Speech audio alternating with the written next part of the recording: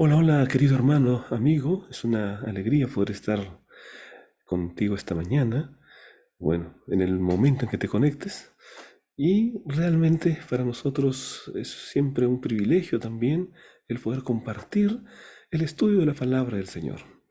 Continuamos con la serie de estudios titulados La vida eterna, la muerte, la esperanza futura. Son temas que nosotros estamos desarrollando durante este trimestre y hemos visto cuál es la teología, cuál es la enseñanza bíblica acerca del estado de los muertos. Y en esta oportunidad veremos algunos de los pasajes que aparentemente resultan contradictorios respecto de esta enseñanza general de la Biblia. La enseñanza general de la Biblia, hemos visto, tiene que ver con que cuando las personas mueren entran en un estado de inconsciencia hasta la venida de Cristo. Y en la resurrección ellos nuevamente vuelven a la vida y reciben al Señor Jesucristo y todos son llevados a la patria celestial, de tal manera que allí estaremos para siempre con el Señor, ¿no? Esa es la esperanza que encontramos en la palabra de Dios. ¿Será que hay algunos versículos que contradicen o aparentemente contradicen esta enseñanza bíblica? Eso es lo que vamos a estudiar durante esta semana. Entonces, atentos mis hermanos, los invito para poder participar juntos. Pero antes, las 5 preguntas, este desafío para poder aprender mucho mejor la lección de esta semana. Son 5 preguntas de la escuela sabática para que podamos tener una parte de consolidación de nuestro aprendizaje. ¿Mm? Muy bien, mis hermanos, aquí está. Pueden entrar a través del código QR y habrá 5 preguntas claves de la lección de la escuela sabática. Muy bien, vamos entonces por el motiva. La primera parte tiene que ver con el motiva. Y en esta parte me gustaría que todos podamos colocar nuestra mente en el siguiente pensamiento. ¿Cuál será el gran objetivo de Satanás? ¿Qué es lo que él quiere hacer con el ser humano? El gran objetivo de Satanás. Siendo que nosotros somos victoriosos y somos invencibles cuando estamos en comunión con Dios, cuando obedecemos la palabra de Dios, mis hermanos. El gran objetivo de Satanás es apartarnos de las enseñanzas de la palabra de Dios. Es que nosotros miremos a cualquier otro lado, menos al Señor Jesucristo. Y al Señor Jesucristo es necesario contemplarlo a través de la Biblia. Conocemos de Jesús a través de la Biblia. Todo lo que sabemos acerca del carácter de Cristo, acerca de su enseñanza, todo lo que sabemos de Jesús tiene su origen en la Biblia, en la palabra de Dios. Por lo tanto, lo que Él quiere es desviar nuestra mente de la palabra de Dios. Y vamos a ver en este momento algunas de las estrategias que el enemigo usa para poder alcanzar este objetivo. El objetivo es desviarnos de la palabra de Dios. Miren ustedes entonces lo que sucedió, por ejemplo, en el jardín del Edén. Nosotros conocemos cómo la serpiente se presentó delante de Eva. La serpiente era astuta, dice, más que todos los animales del campo que Jehová Dios había hecho, la cual dijo a la mujer, con que Dios os ha dicho. Vamos a quedarnos allí en la lectura. Con que Dios os ha dicho. Es decir, la serpiente lo que hace es tergiversar la palabra de Dios. Dios había dado una orden bastante clara. La orden era, de todo árbol del huerto puedes comer, menos del árbol que está en el centro. De ese árbol no comes, es el árbol de la ciencia del bien y del mal, porque del día que de él comes ciertamente moriréis. Pero el primer acercamiento que Satanás tiene con Eva es preguntarle con que Dios os ha dicho.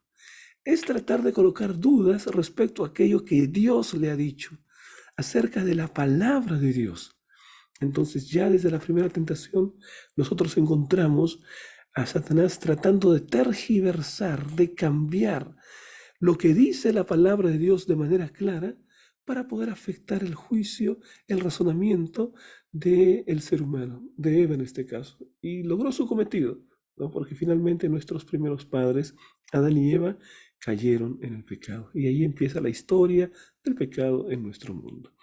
Ahora, si nosotros avanzamos en el registro bíblico, vamos a encontrar el momento del bautismo de Jesús. Cuando Jesús fue bautizado, mis hermanos, la palabra de Dios también acompañó ese momento.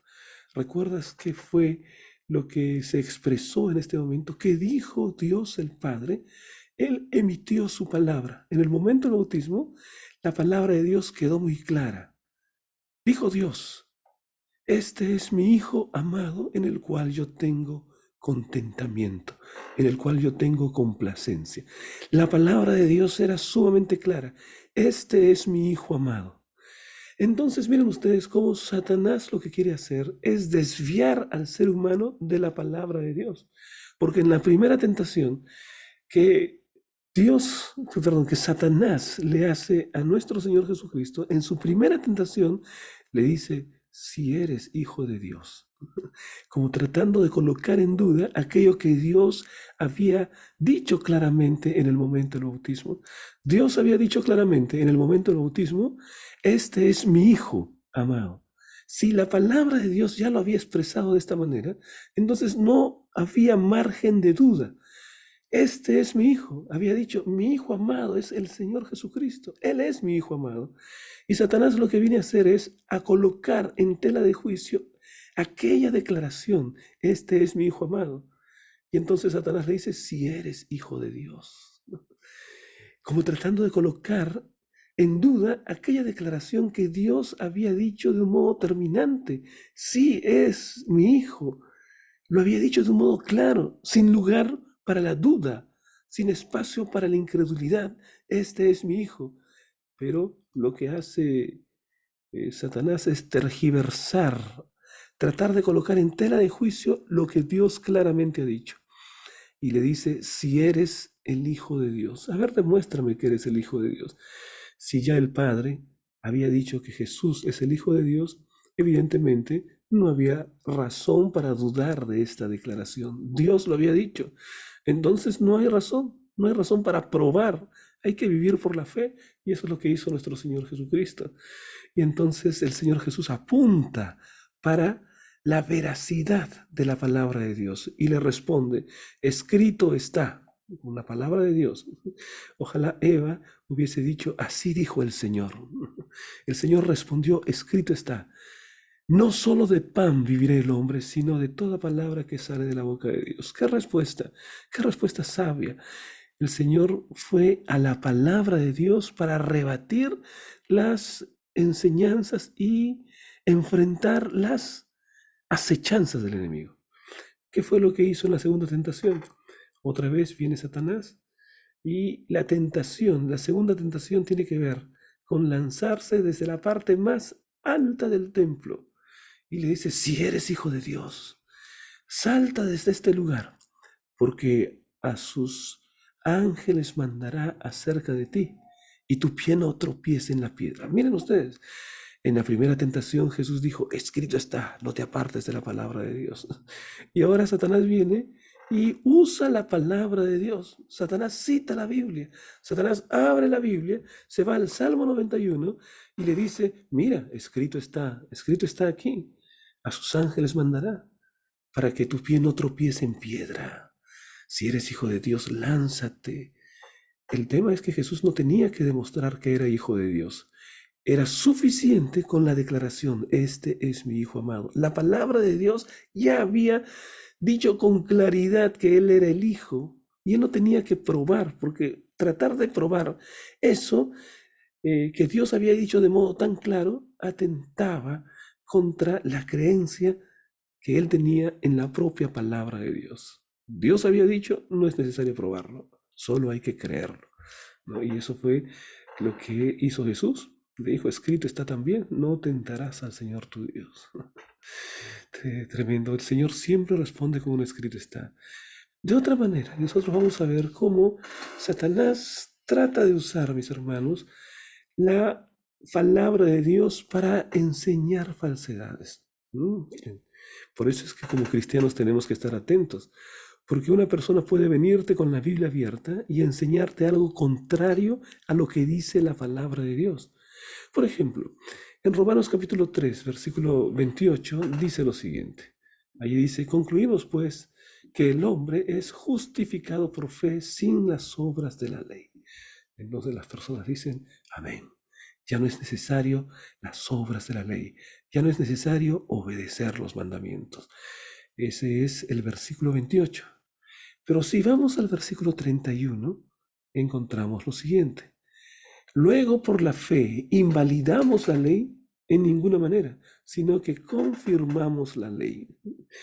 Entonces, miren ustedes cómo si leemos un versículo aislado, muchas veces podemos enseñar algo que es contrario a la palabra de Dios. El versículo 28 nos dice que sí, somos justificados por fe sin las obras de la ley, pero no dice que la ley deja de tener un lugar en la vida del cristiano.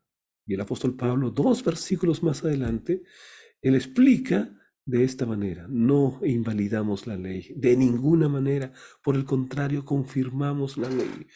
De manera que la ley continúa teniendo un papel en la experiencia del cristiano, no como factor de salvación, sino como consecuencia de haber encontrado la salvación en Cristo Jesús. Obediencia es consecuencia de haber entregado completamente mi vida a Jesús, haber sido perdonado, y ahora Él me dice, vete y no peques más. Es decir, no infrinjas más la ley, porque una de las definiciones más famosas del pecado es la transgresión de la ley.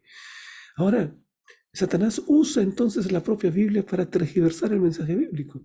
Mira, por ejemplo, mi querido hermano, un versículo que alguna vez me pareció sorprendente, que apareció en un medio de comunicación. Esto ocurrió en el Brasil. Pero para explicarles un poco qué fue lo que ocurrió, un líder, un pastor de una de las tantas iglesias que hay por ahí, ¿no? Fue acusado en su iglesia de cometer adulterio con una de las hermanas de la congregación. Entonces se hizo un escándalo tan grande porque el esposo se enteró, un escándalo grande a nivel de la ciudad. Pasaron la noticia hasta por la televisión. Y cuando fueron a preguntarle a este hombre cuál es la razón por la que, siendo un líder religioso, siendo un pastor de esa iglesia, había cometido adulterio con una de las hermanas de la iglesia. Y él dijo lo siguiente, él se excusó diciendo lo siguiente, Dios me ha ordenado que cometa adulterio. El reportero se quedó frío. ¿Cómo es eso que Dios le ha ordenado que cometa adulterio? ¿Cómo así? Dios me ha ordenado que cometa adulterio. Está en la Biblia, dice. Así. Y entonces el reportero dice, aquí está una Biblia. A ver, dime, ¿cómo es que Dios le ha ordenado que cometa adulterio? Y entonces este hombre lo que hizo fue buscar el libro de Oseas, el capítulo 3 y el versículo 1, que es justamente el texto que estamos compartiendo ahora. Y entonces él empezó a leer. Este hombre comenzó a leer y dijo, y el Señor me dijo, ve otra vez, ama a una mujer amada por otro y adultera. Así, de esa manera leyó, y adultera. O sea, miren, dijo acá, ahí está escrito en la Biblia, yo tengo que ir a una mujer amada por otro y adulterar. Esa era la interpretación que le estaba dando a ese versículo. El propio reportero que le estaba haciendo la entrevista tomó la Biblia y empezó a leer correctamente. Y el Señor me dijo, ve otra vez, ama a una mujer amada por otro y adúltera. No es adultera, es adúltera. Y adúltera está refiriéndose a la mujer. Y le está diciendo a Oseas que tiene que amar a su mujer a pesar del adulterio que ella cometió. Así como Dios ama a su pueblo a pesar de haber ido detrás de dioses falsos. Entonces estaba tergiversando por completo. Leyendo equivocadamente la palabra de Dios, él estaba dando una enseñanza completamente contraria a la palabra de Dios. Mis queridos hermanos, aquí hemos visto algunos ejemplos de cómo Satanás trata de adulterar, de tergiversar la palabra de Dios. Sin embargo, hay algunos versículos que cuando nosotros los leemos, parece que sí, efectivamente, contradicen el resto de la enseñanza bíblica. Son versículos contradictorios en el sentido de que contradicen lo que claramente estamos estudiando durante este trimestre. Entonces vamos a ver algunos de estos versículos para poder entender qué es lo que realmente dicen y de esta manera tener clara la enseñanza bíblica en nuestro corazón. Vamos a ver entonces, mis hermanos, con el Explora. El versículo de memoria dice, Escudriñad las Escrituras, porque a vosotros os parece que en ellas tenéis la vida eterna, y ellas son las que dan testimonio de mí. Las Escrituras son las que dan el testimonio acerca del Señor Jesucristo. A través de las Escrituras lo conozco a Jesús y conozco su enseñanza. Y el Señor Jesús no puede enseñar de manera contradictoria. De manera que vamos a ver estos pasajes. Son 5 pasajes que estudiaremos esta mañana. Los veremos a partir de este momento. El rico y Lázaro. Esta es una historia que encontramos en el libro de Lucas, capítulo 16, a partir del versículo 19. Es un relato que Jesús comparte con los discípulos, con los fariseos, con las personas que siempre lo seguían, ¿no? Y este relato empieza diciendo: había un hombre rico que se vestía de púrpura y de lino fino, y hacía cada día banquete con esplendidez. Había también un mendigo llamado Lázaro, que estaba echado a la puerta de aquel, lleno de llagas y ansioso de saciarse de las migajas que caían de la mesa del rico. Y aún los perros venían y les lamían las llagas. Es decir, la primera parte nos presenta quiénes son los personajes de esta historia. Hay un hombre rico, hay un mendigo, un hombre pobre llamado Lázaro. Ellos tienen un destino completamente diferente, ¿no? Han construido un destino. Un hombre que es rico y aquí aparece un hombre sumamente pobre, tan pobre que quiere comer de la mesa, de lo que cae de la mesa, y que los perros venían y le lamían las llagas. Una descripción de una miseria absoluta. Ahora, la historia continúa, versículo 22. Aconteció que murió el mendigo y fue llevado por los ángeles al seno de Abraham. Y murió también el rico y fue sepultado. Entonces la historia continúa, mueren ambos. Y aquí viene lo interesante de la historia, porque aparentemente lo que se enseña es que hay vida después de la muerte, ¿no? Contrario a lo que hemos estudiado durante todo este trimestre. Miren lo que dice. Y en el Hades alzó sus ojos, están de tormentos. Es el hombre rico, está en el Hades es el infierno, ¿no? Y vio de lejos a Abraham y a Lázaro en su seno. Entonces él, dando voces, dijo: Padre Abraham, ten misericordia de mí, y envía a Lázaro para que me moje la punta de su dedo en agua y refresque mi lengua, porque estoy atormentado en esta llama. Pero Abraham le dijo: Hijo, acuérdate que recibiste tú bienes en tu vida, y Lázaro también males, pero ahora éste es consolado aquí y tú atormentado. Esa es la descripción que se da de este relato. Pero el relato continúa todavía. Y ahí encontramos. Entonces le dijo: te ruego, te suplico que le envíes a la casa de mi padre. Es decir, que resucite Lázaro. Te pido que Lázaro resucite. Porque mis hermanos, ellos no saben lo que les va a pasar.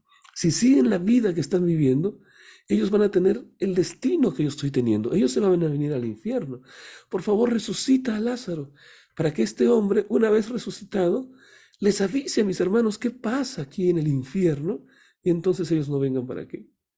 Y entonces Jesús le responde de esta manera. A Abraham le dijo, contando la historia, ¿no? Porque Abraham le está respondiendo al hombre rico. A Moisés y a los profetas tienen, óiganlos. ¿Qué les está diciendo? No es necesario que alguien resucite de los muertos. Que lean su Biblia, que lean la ley y los profetas. Ahí está la verdad, ahí se conoce cuál es el destino de la persona, ¿no? Entonces a Moisés y a los profetas, es decir, tienen su Biblia, oigan la Biblia, lean la Biblia. Entonces el rico le dice: no, padre Abraham, no lean, no quiero leer la Biblia. Lo que yo quiero es que alguien resucite, y cuando resucite va a darles testimonio y les va a contar qué sucede en este lugar. Y entonces ellos se van a arrepentir, mis hermanos, y ya no van a venir a este lugar. Mas Abraham le dijo, Abraham tiene la enseñanza aquí: si no oyen a Moisés y a los profetas, tampoco se persuadirán, aunque alguno se levantare de los muertos. Vemos aquí, queridos hermanos, entonces esta es la parábola del rico y Lázaro, ¿no? Algunas personas dicen: ya está, ya ven, Jesús está hablando, y Jesús está diciendo que el rico y Lázaro murieron, y que después ellos tuvieron vida, conversaron, hablaron. El rico tenía sed, el rico tenía problemas, ahí estaba quemándose en las llamas del infierno, ¿no? Entonces muchas personas utilizan este versículo para sustentar la creencia en la inmortalidad del alma. Queridos hermanos, ¿será que este versículo realmente dice eso? ¿O qué es lo que la palabra de Dios quiere enseñarnos a través de esta parábola? En primer lugar, algunos dicen esto es literal. Jesús contó una historia, no una parábola. Y ellos dicen lo siguiente: Jesús contó la historia porque cuando Él empieza a contar la historia, Él no dice el reino de los cielos es semejante.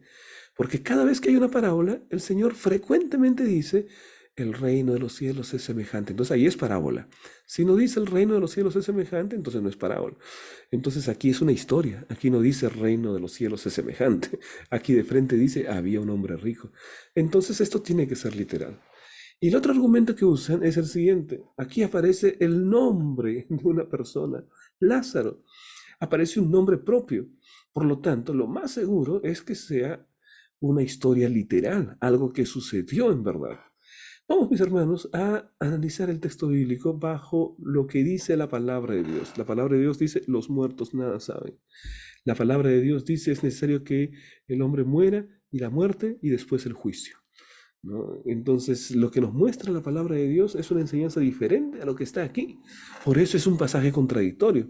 Aparentemente contradice la enseñanza general de la Biblia. Pero veamos, lo que la palabra de Dios nos presenta aquí, dice la lección de la escuela sabática y también la enseñanza de nuestra iglesia y además muchos especialistas que no son adventistas, que esta historia en realidad es una parábola, es una alegoría.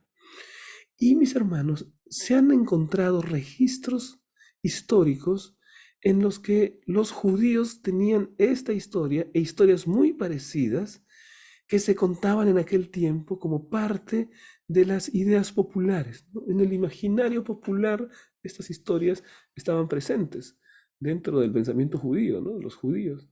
Entonces, lo que hace Jesús es usar una de las historias que corrían en su tiempo para poder dar una lección espiritual.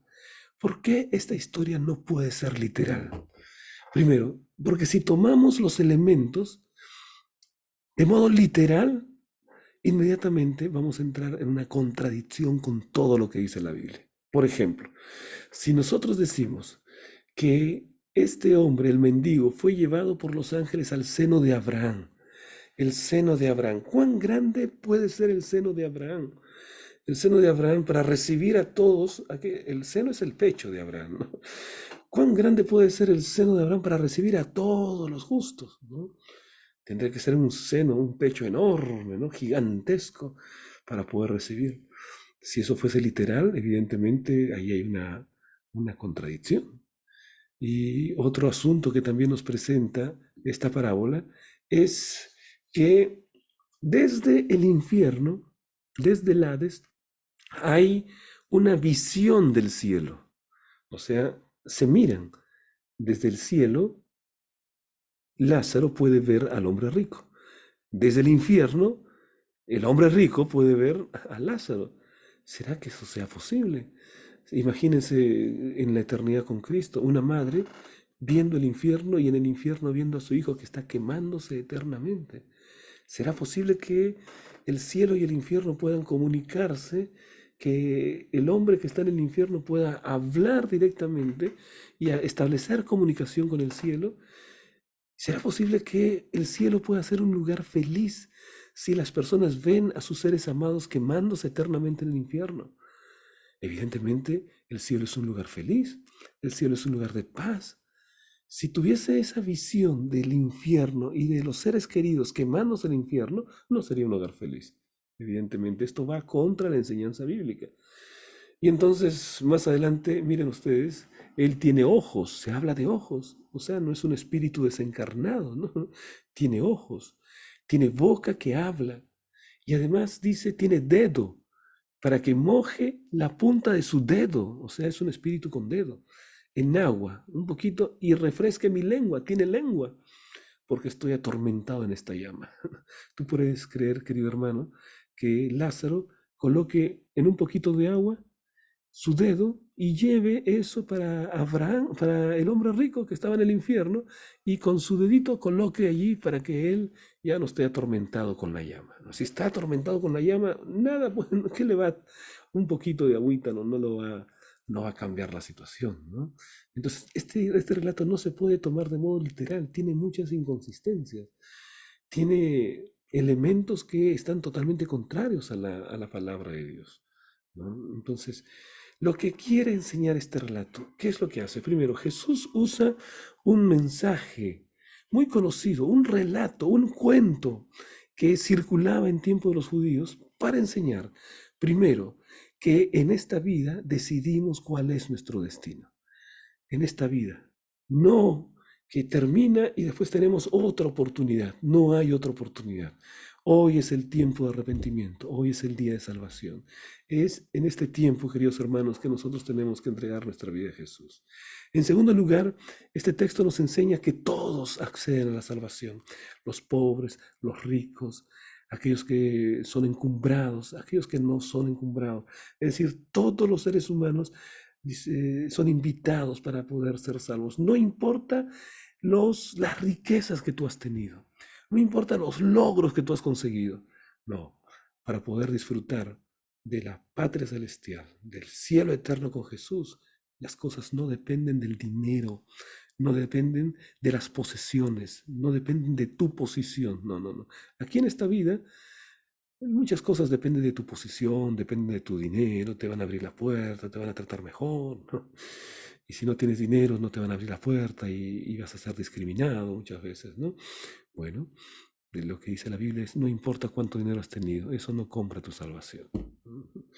Y la enseñanza más importante que hemos encontrado es, oigan a Moisés y a los profetas, lean la Biblia. ¿Cuál era el gran problema que tenían los fariseos? Los fariseos, ellos estaban buscando señales. Los judíos piden señales.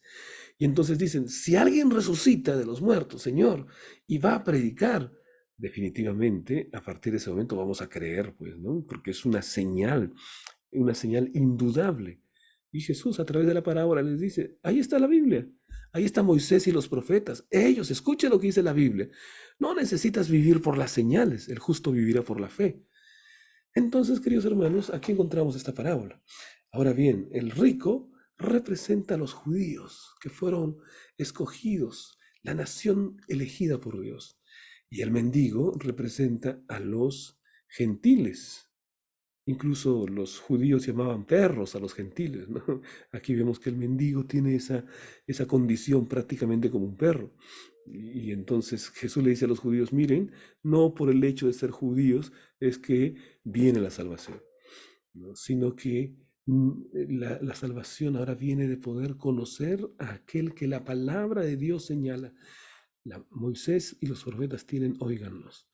Y luego, el texto nos dice aquí, que si no se convencen con lo que dice la Biblia, tampoco se van a persuadir aunque alguno se levante de los muertos. Cosa interesante, porque más adelante en el relato bíblico se presenta la resurrección de un hombre llamado Lázaro, y allí justamente viene la enseñanza de cuál es la razón por la que aparece el nombre Lázaro, porque Jesús iba a tener una señal que era la resurrección de Lázaro. Y Lázaro no vino a contar lo que había pasado con el hombre rico, nada, ¿no es cierto? Lo que vino a hacer Lázaro es resucitó de los muertos, pero ni aún así se convencieron.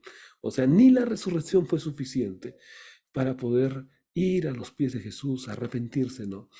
Esa es la lección bíblica, mis hermanos, de esta parábola, de esta alegoría, ¿no? Entonces, miren, debido a estas incoherencias, muchos eruditos bíblicos modernos consideran que la historia del hombre rico y Lázaro es una parábola en la que no todos los detalles pueden interpretarse literalmente. No hay manera de interpretar literalmente. No hay una enseñanza allí de la inmortalidad. Apenas es un relato que es colocado por Jesús para poder enseñar lo que nosotros hemos estado viendo. Vamos, mis hermanos, a otro texto en la Biblia. En la Biblia encontramos en Lucas capítulo 23, 43 la siguiente declaración. Entonces Jesús les dijo, de cierto te digo que hoy estarás conmigo en el paraíso. Esta declaración es interesante porque las personas vienen y dicen, aquí está. Jesús le dijo al hombre, al ladrón que estaba al lado de él, al ladrón que se arrepintió, le dijo, hoy estarás conmigo en el paraíso. O sea, la persona muere y cuando muere va al cielo, va al paraíso. Este texto lo demuestra. Te digo que hoy estarás conmigo en el paraíso. El Señor iba a estar en el paraíso. Y entonces este hombre estaría en el paraíso. Y cuando muere, va al paraíso. Esta es la prueba bíblica. Entonces uno se pregunta, ¿será que eso es lo que enseña la Biblia? Porque lo que hemos dicho es que si una persona muere, entra en un periodo de inconsciencia hasta la venida de Cristo. Pero aquí el verso parece decir lo contrario. El verso dice, de cierto te digo que hoy estarás conmigo en el paraíso. Lo primero, mis hermanos, que tenemos que ver en la palabra de Dios es si efectivamente Jesús fue al paraíso. Jesús fue al paraíso cuando murió. ¿Eso fue lo que sucedió? Miren lo que dice Juan capítulo 20, versículo 17. Dice lo siguiente. Jesús le dijo, no me toques, porque aún no he subido a mi Padre. Mas ve a mis hermanos y diles, subo a mi Padre y a vuestro Padre, y a mi Dios y a vuestro Dios. Jesús no había ascendido. Esta declaración ocurre en el momento en el que María se encuentra con Jesús. Y María va corriendo, le dice, Rabí, va corriendo y quiere postrarse a los pies de Jesús, quiere tocar a Jesús. Y Jesús le dice, no me toques porque aún no he subido a mi Padre. ¿Qué día dice Jesús esto? El día domingo. ¿Qué día fallecieron? Falleció Jesús y fallecieron los ladrones el día viernes. Si Jesús tenía que cumplir con su promesa, tenía que decir, hoy estarás conmigo en el paraíso. Es decir, hoy viernes estarás conmigo en el paraíso. Pero aquí vemos que Jesús no fue al paraíso, porque fue domingo y dice, aún no he subido a mi Padre. Y era domingo. Supuestamente el viernes ya había prometido que estaría con el ladrón en el paraíso. Entonces Jesús no subió al paraíso ese día. No me toques, le dijo a la mujer. Ahora veamos otra enseñanza de la Biblia. Juan capítulo 14, versículo 3. Y si me fuere y os preparare el lugar, vendré otra vez.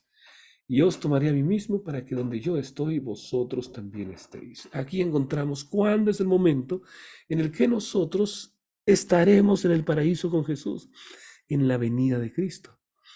Jesús vendrá y nos llevará al paraíso, estaremos con Él. Y entonces, pastor, ¿por qué dice, de cierto te digo que hoy estarás conmigo en el paraíso? Porque ahí está, ¿no? El Señor Jesús está diciendo, hoy, el día viernes que mueres, ese día estarás en el paraíso. Entonces, lo que nosotros tenemos que ver, aparte de estos versículos, es que este versículo, entendido y traducido de esta manera, va contra la enseñanza de la Biblia. No puede ser traducido de esta manera. A veces hay errores de traducción, porque las traducciones son hechas por las personas. La Biblia fue escrita primero en hebreo, Antiguo Testamento, una parte en arameo, y el Nuevo Testamento en griego. Así que tenemos que ver qué es lo que hay en el idioma griego para poder hacer una correcta interpretación del pasaje bíblico. Veamos, mis hermanos. Hay un tema aquí que tiene que ver con el análisis de la oración, el análisis sintáctico de la oración. Porque sucede que hay dos verbos. De cierto, te digo, está el verbo decir. Está el verbo o la palabra, el adverbio, semerón, hoy. Y está también el otro verbo después, que es estar. Estar. Entonces ahí hay tres palabras. Y saben, en el idioma original no habían comas. Y entonces muchas veces las comas, los signos de puntuación son simplemente, digamos, en el momento de la traducción, el traductor, el intérprete coloca allí y hay, la mayor parte de los pasajes no hay problema, ¿no? Pero hay ciertos pasajes que ofrecen dificultad. Y a veces lo que hace el traductor de la Biblia no es traducir, sino es interpretar. ¿Qué quiere decir esto? Que no traduce tal cual está, porque se puede traducir de dos o de tres maneras. Entonces él tiene que elegir una manera para hacer la traducción. ¿Cuál es el problema en este caso? ¿Mm? El problema tiene que ver con si el adverbio hoy tenemos que relacionarlo con el verbo decir o tenemos que relacionarlo con el verbo estar. Es decir, con el verbo anterior, o que es decir, o con el verbo posterior, que es estar. Entonces, desde el punto de vista gramatical, dice allí Wilson Parowski, es prácticamente imposible determinar la alternativa correcta. O sea, da para poder hacer cualquiera de las dos traducciones.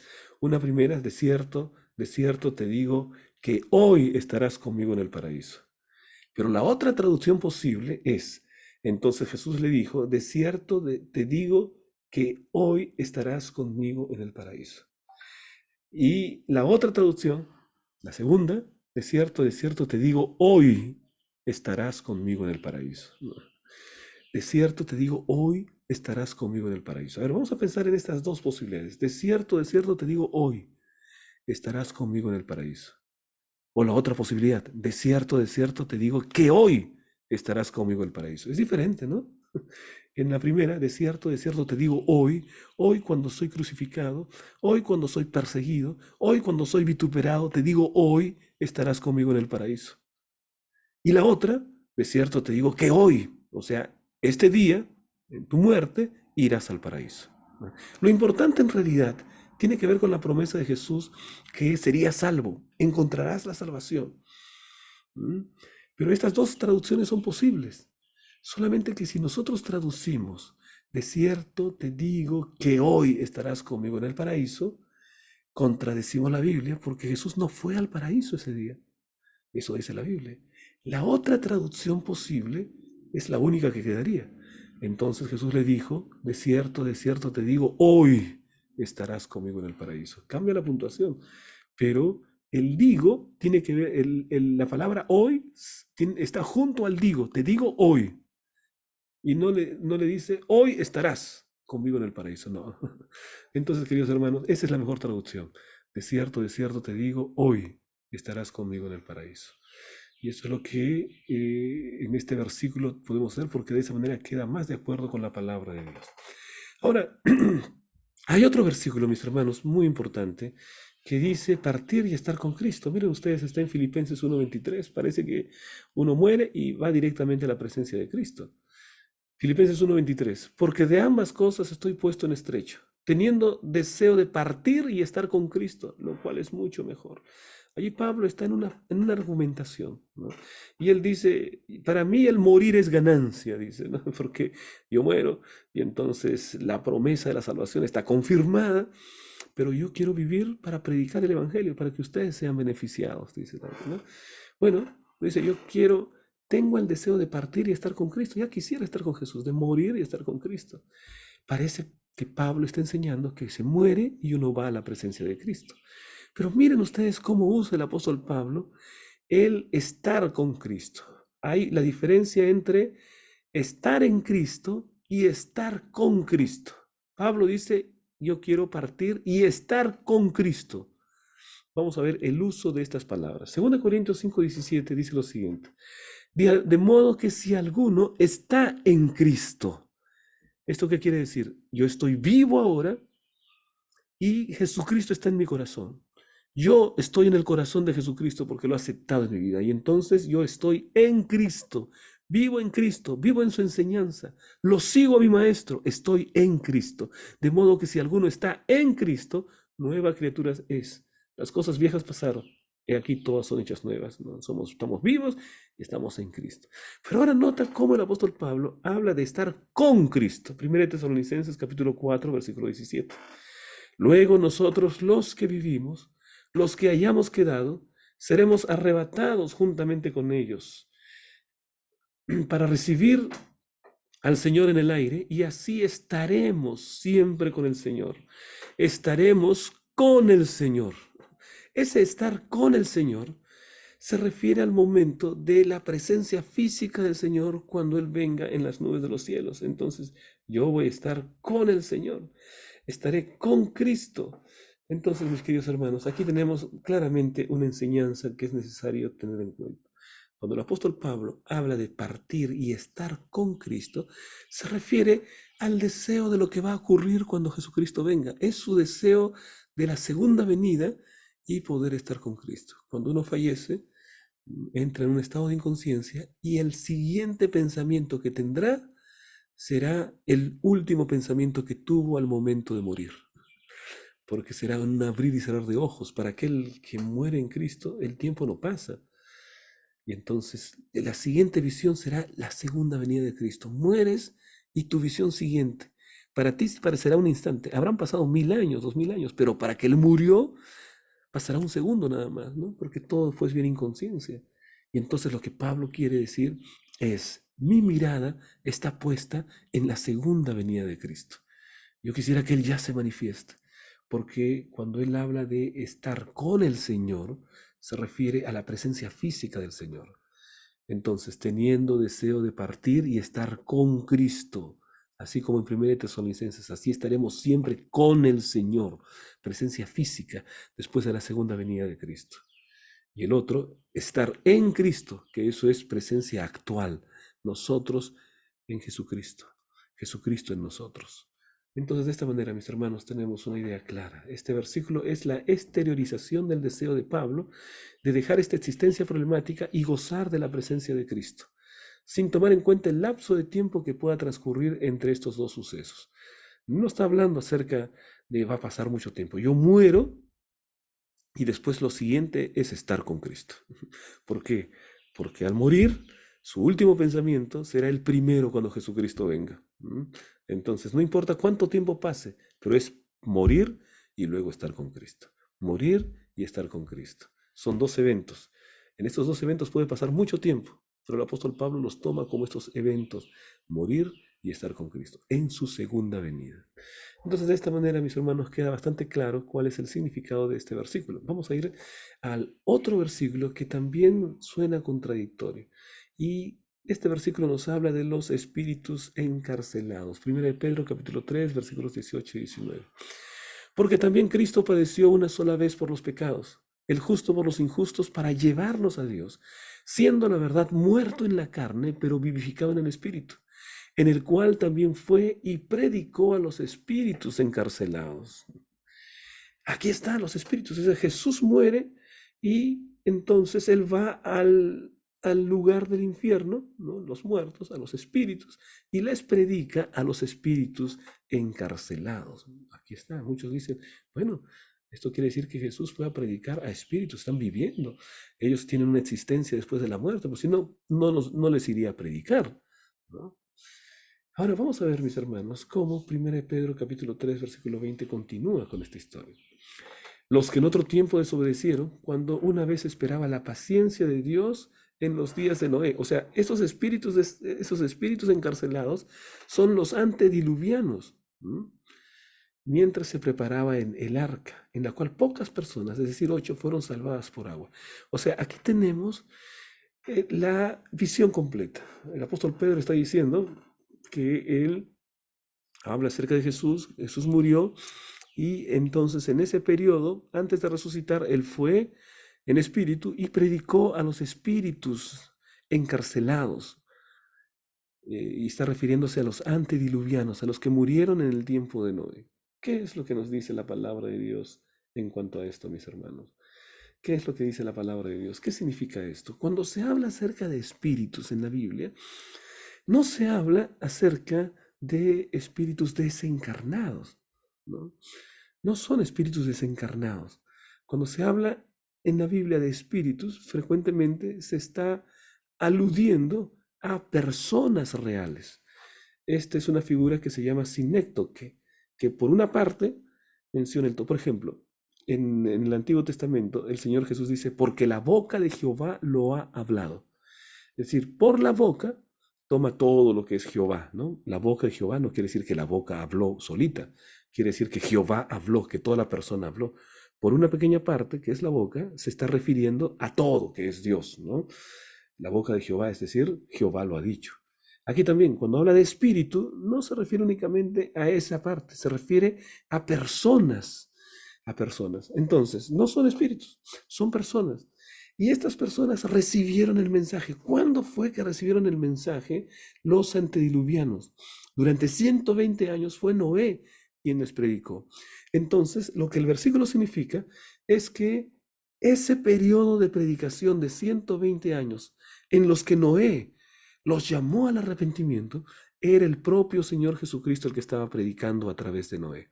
Era el mensaje de Jesús de salvación a través de Noé. Entonces se predica a personas reales. No hay una segunda oportunidad. Nadie va a tener que ir a predicar a espíritus porque ya decidieron cuál es su destino eterno. Toda la oportunidad que tenemos se realiza en esta vida. Aquí se determina cuál será nuestro destino eterno. Entonces, allí nosotros vemos que se trata de personas que escucharon la palabra de Dios en el tiempo de Noé, que Jesús predicó a través de Noé, para poder llevarlos al arrepentimiento. Tristemente ninguno de ellos se arrepintió y por eso quedaron encarcelados. Está hablando de la cárcel del pecado, que quedaron encarcelados en el sentido de que no salieron de ese mundo que estaba de pecado, encarcelados de pecado, prefirieron morir en sus pecados antes de aceptar el mensaje de aquel que les estaba predicando, que era Noé, el pregonero de justicia. Entonces, el término espíritu se utiliza en este texto y en otras partes del Nuevo Testamento en referencia a los vivos que pueden escuchar y aceptar la invitación de salvación. La expresión encarcelados obviamente no se refiere a una prisión literal, sino a la prisión del pecado en la que se encuentra la naturaleza humana regenerada. Los espíritus, entonces, está hablando de no regenerada, ¿no? Están hablando acerca de aferrándose a los pecados, murieron. No aceptaron el mensaje de aquel pregonero de justicia, que en realidad era el propio Señor Jesucristo que los estaba llamando al arrepentimiento. Detrás del gran predicador estaba el Señor Jesús. Detrás de cada persona que predica rectamente la Biblia está el Señor Jesucristo dando su mensaje. No es Jesús el que invita, perdón, no es el ser humano el que invita, es Jesús el que invita a través del ser humano. Vamos, mis hermanos, a la última parte que tiene que ver con Apocalipsis, donde se habla acerca de las almas que están bajo el altar. Dice Apocalipsis 6:9. Cuando abrió el quinto sello, vi bajo el altar las almas de los que habían sido muertos por la palabra de Dios y por el testimonio que tenían. Aquí están, que los muertos están allí, debajo del altar. Luego dice, y clamaban a gran voz diciendo, ¿hasta cuándo, Señor santo y verdadero, no juzgas? Y vengas nuestra sangre en los que moran en la tierra. Y se les dieron vestiduras blancas y se les dijo que descansasen un poco más todavía. Bueno, esto, algunos dicen, bueno, aquí están las almas y las almas están clamando venganza. Entonces están vivos, han muerto porque fueron mártires del cristianismo, pero están vivos, que están clamando. Aquí hay una muestra de la inmortalidad del alma. Bueno, vamos a pensar en esta historia, mis hermanos. Recordemos que el libro de Apocalipsis es un libro altamente simbólico.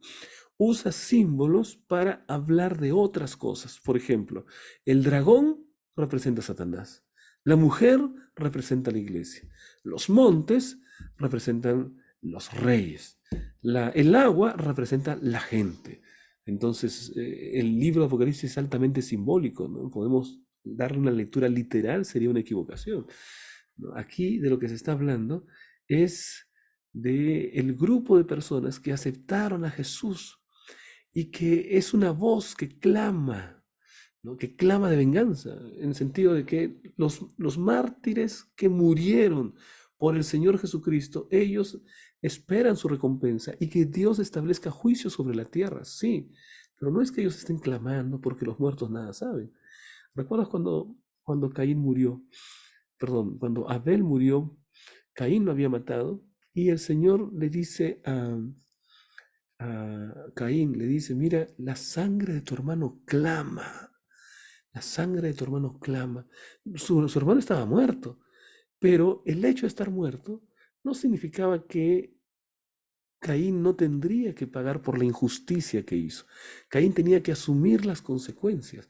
No es que Abel estuviese vivo, no es que Abel clamaba, no. Lo que hacía es que había un deseo de justicia por qué Caín no podía terminar saliéndose con la suya. Finalmente tenía que haber justicia para el acto que él había cometido. La sangre de tu hermano clama desde la tierra.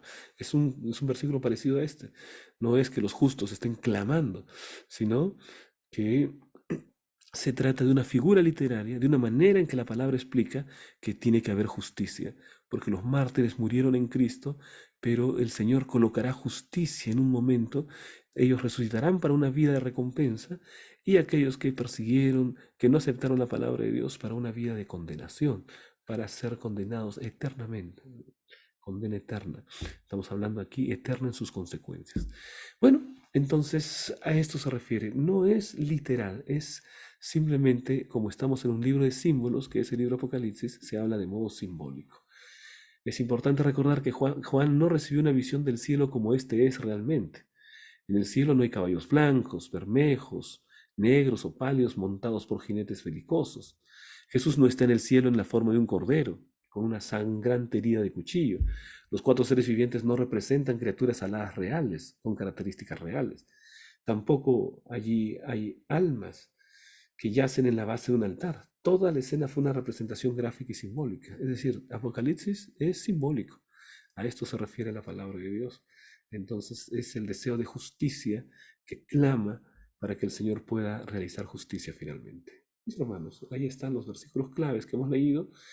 Hemos visto la parábola del rico y Lázaro. Hemos visto qué pasaría si se tratase de una historia real. Es contradictorio, porque algunos dicen, es real porque no empieza con la frase el reino de los cielos es semejante. Pero hay muchas parábolas que no empiezan con esa frase. Y dicen, bueno, contiene un nombre literal, así que tiene que ser real, ¿no? Pero, como hemos visto, este relato tiene varias inconsistencias. Si nosotros aceptamos que es una parábola, ¿no? Lo hacemos porque creemos que el seno de Abraham no puede ser literal, no puede ser literal. Y también no puede haber cercanía del cielo y del infierno, porque allí los justos, los redimidos, estarían viendo a sus amados que están quemándose eternamente, y eso está contra la enseñanza bíblica.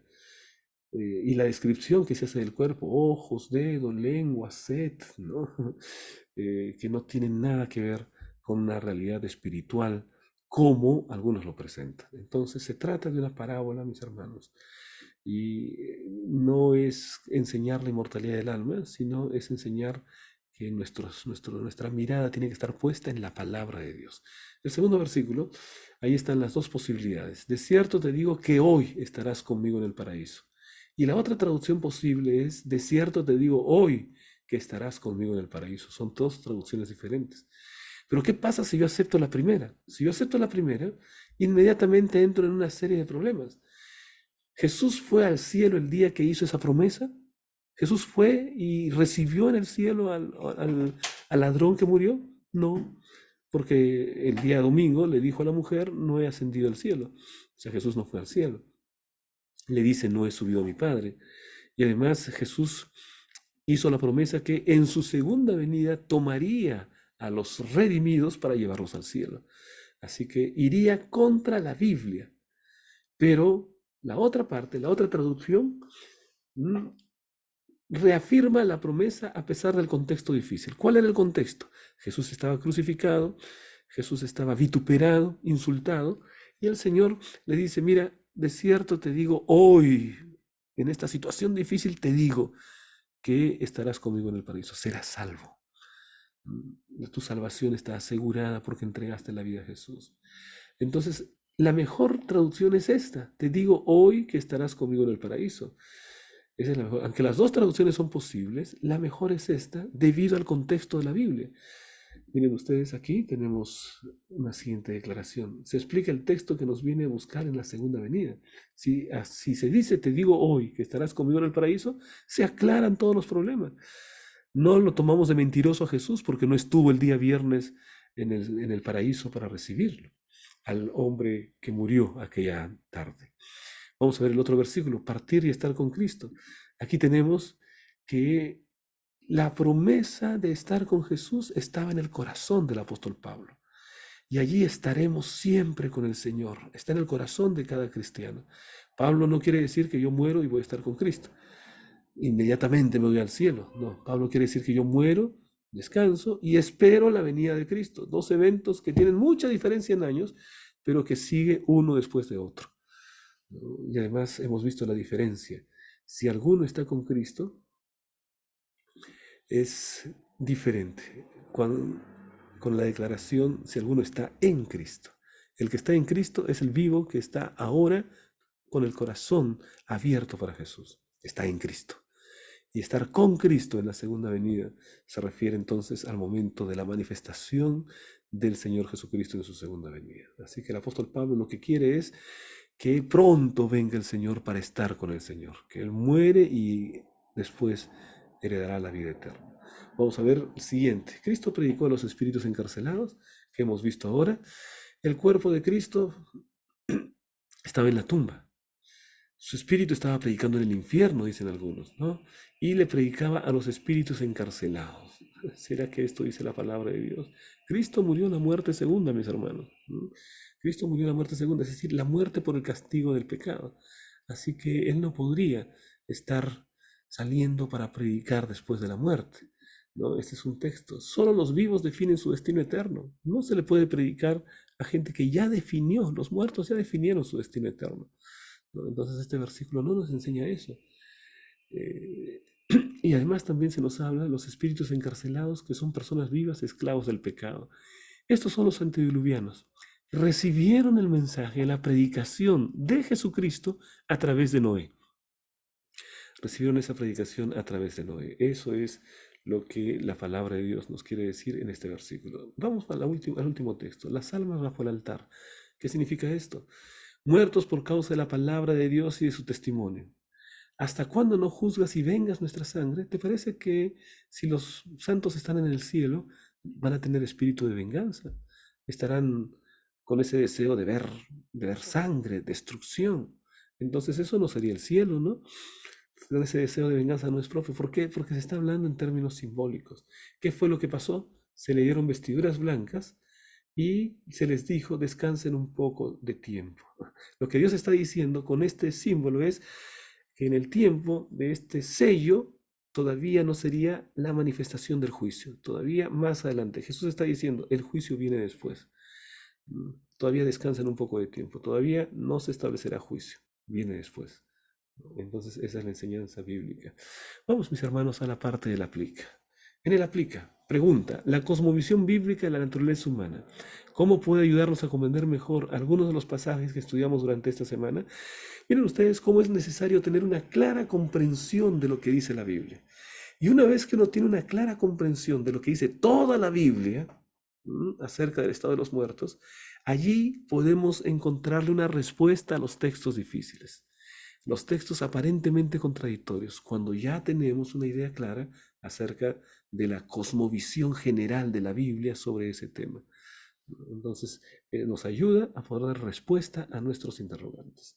Vamos, mis queridos hermanos, para el CREA, y en el CREA vamos a responder las siguientes preguntas. Ahí está. Les invito para que puedan entrar. Entonces, aquí están las 5 preguntas claves de la lección de escuela sabática. Les animo a responder, mis hermanos. Entonces, de esta manera hemos terminado el estudio de esta semana. Dios te bendiga y la próxima semana tenemos muchas cosas más que aprender. Un gran abrazo. Que Dios te bendiga.